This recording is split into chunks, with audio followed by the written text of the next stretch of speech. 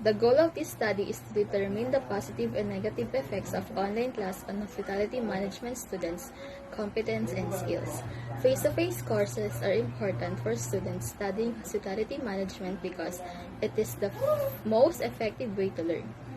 Providing great service to their guests and putting a smile on their faces is what hospitality is all about. Skill competency is an important component of hospitality management. The effects of online learning can also lead to social isolation. Online skill-based courses cannot generate the same as face-to-face course in which professors and students interact in real time.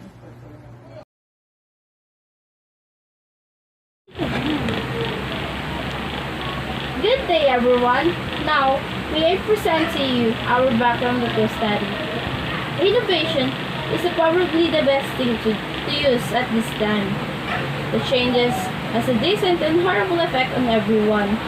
The change that uses wireless association has a major impact on our reality. Everyone uses it to share, to play, and even consider it that they had no choice. There are some issues regarding innovation using wireless association. First, it makes everyone rely on internet games, which is number one issues of every understudy and kids today. The web-based game causes understudies to fail reviews and they don't get zero on their review. Advanced Wi-Fi users do not provide information insufficient and study ability.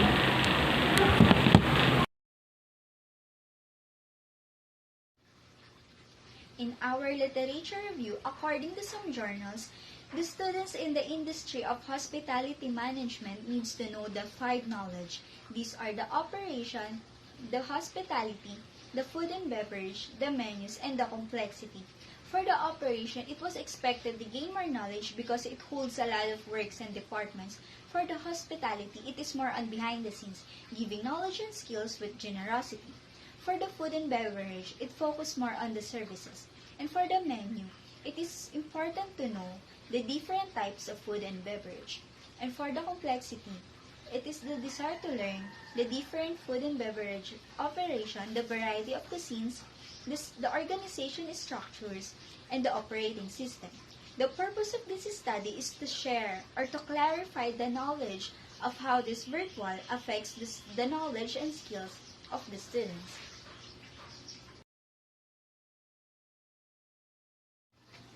And for the second framework of literature review, it is important to know the measures of a student's preparedness for their future career. This study aims to know how the hospitality curriculum contributes to students' preparedness from their perspective. Most of this study seems to emphasize the overall educational experience or educational environment in the hospitality industry. Generic skills framework has been incorporated in the curriculum assessment process in the hospitality education. The students also need to be competent and able to use their skills and knowledge effectively to achieve a purpose. The framework used in this study consists of skills and knowledge to develop a good competencies. This framework is established to know the purpose of the study that can be used as a generic skills and competencies in the hospitality industry.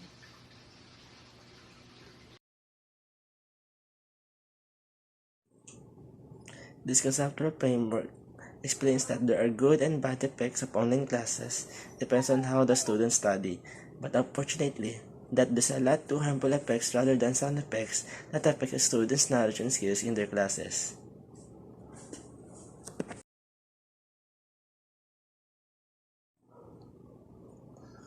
This study aimed to determine the behavioral intention of Pamantasan, Lungsod and Pasig hospitality management students on their skills on online class.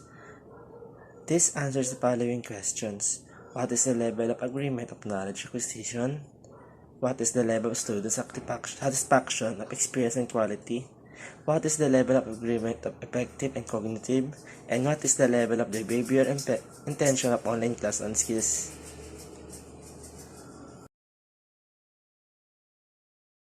Significance of the study.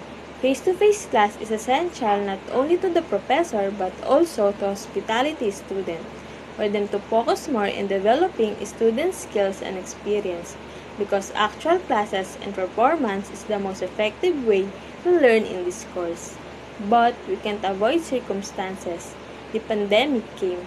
Online classes became mandatory that affects everyone, specifically hospitality students, and it can have a positive and negative effect. Online class is unusual, that's why everyone need to adjust in this concept.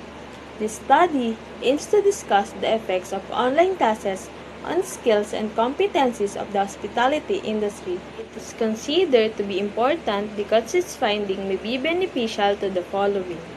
First, to the professor, the result of the study can be helpful for them to know that changes can be done to make online classes still effective to hospitality students. Second is to the student. The study considered the advantages and disadvantages of taking hospitality courses through online classes to emphasize the effects of it on hospitality students, and it can be good or bad. Third is to the future researcher. The study can serve as basis for further research about the effects of online classes on the competencies and skill of hospitality students. Scope and limitation.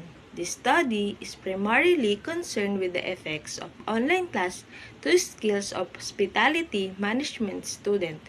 The study seeks to determine the level of awareness of the effects and what can be done to make online classes still effective to hospitality management student.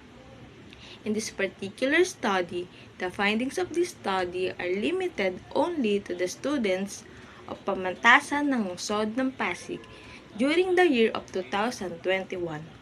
Therefore, whatever changes in the respondents' responses after this date is not included in the study framework.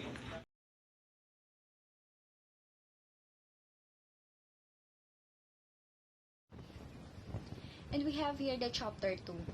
We all know that this chapter talks about the review of related literature.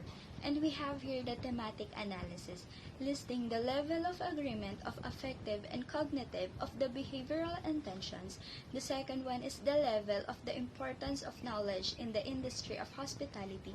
And lastly, the level of satisfaction of the experience and quality in the industry of hospitality.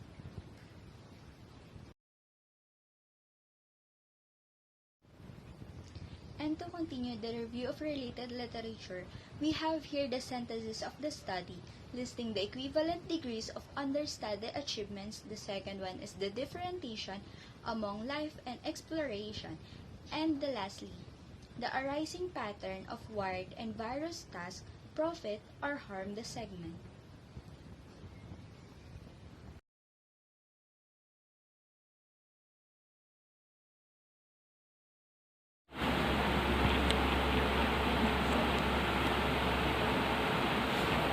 And now, let me present to you our research design.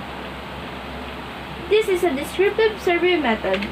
This method describes the good and bad effects of online class in knowledge and skills of hospitality management student of Pamantasan ng Lungsod ng Pasig. It involves the element of interpretation of the meaning of is described. We expanded the information we gathered and explained every side of topic to learn more or to add new knowledge and based on the experience of hospitality management student. This study is to know and describe the good and bad effects of online class on the knowledge and skills of hospitality management students.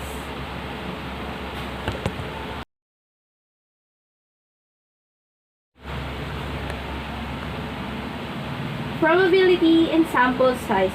This study involved hospitality management students of Pamantasan ng Lungsod ng Pasig to know the effect of online class to their learnings as a student this nowadays, to know what will happen on their student when they are at home.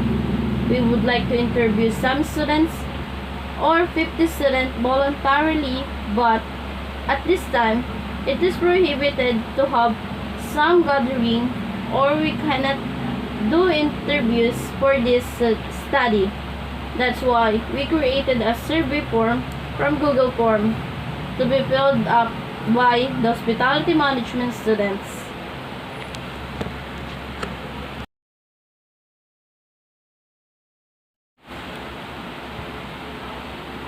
Sample technique. This survey form involves random selection, which allows you to select and answer it easily and quickly gives us a researcher stronger statistical inferences about the entire group that will answer our questions or survey form. This is a voluntary response sample consisting of selected participants to selected members of hospitality management students.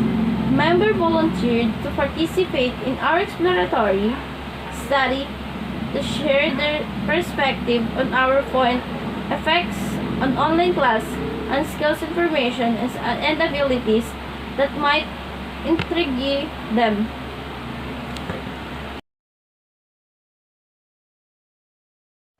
The researchers used the questionnaire to cite the respondents' reaction and interpretation about the study.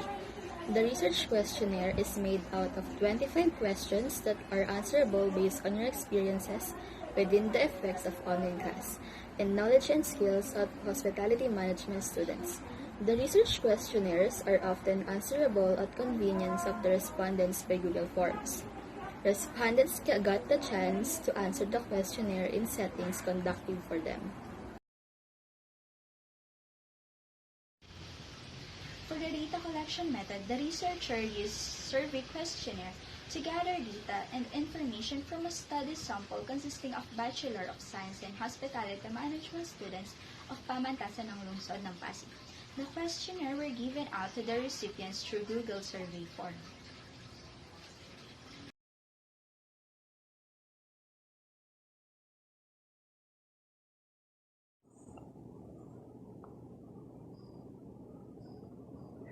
Table 1 shows that all the statements obtained strongly agreed from the respondents. This factor explains that online class is not good or it is not well good for the student of study management because it doesn't give the knowledge that the student needs.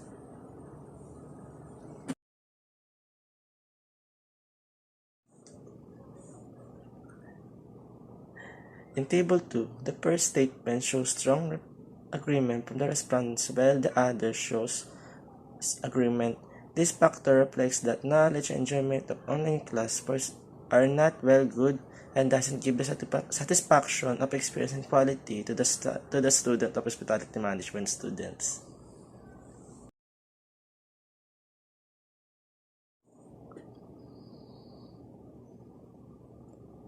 Table 3 presents that the first statement shows strong agreement from the respondents, while on the other hand, the other shows that it agree. This factor indicates that affective and cognitive of online class is not strongly agreed due to some problems that is not well connected to hospitality management students.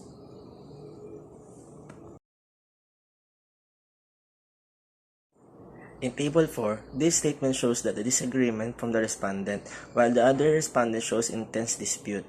This factor reflects that the behavior chasing online classes on the skills about one facing and online courses of hospitality management students due to some problems, which it affects the behavior of a student to study, or it affects the skills of student while on behavioral situation.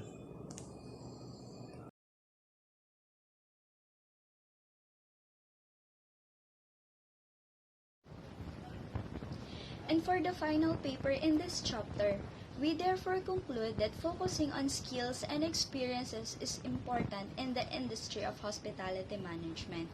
But then unusual adjustment that came that both professor and the students will going to face the beneficial and harmful consequences.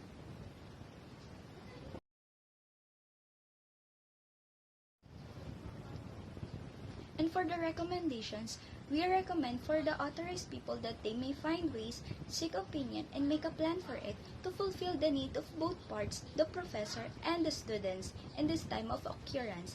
And lastly, we recommend to be healthy and to control our emotions so that we can think well in this time of pandemic.